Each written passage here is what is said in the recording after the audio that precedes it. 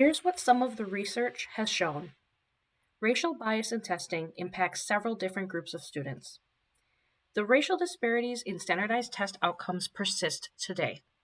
A Brookings Institute study examined math scores among students who took the SAT in 2015 and found that while the average score was 511 out of 800 on average, white students scored 534, Asian students scored 598, Black students scored 428, and Latinx students scored 457.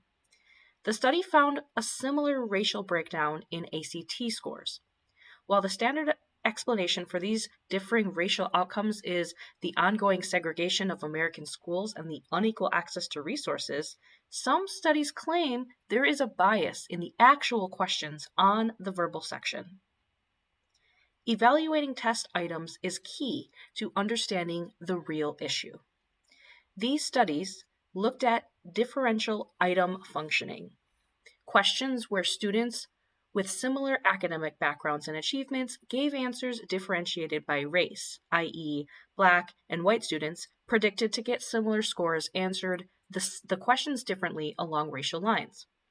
One rationale for the existence of diff is that certain expressions are used more commonly among different cultures, so white students may gain an advantage simply by belonging to the dominant culture where expressions being tested on the SAT are regularly used.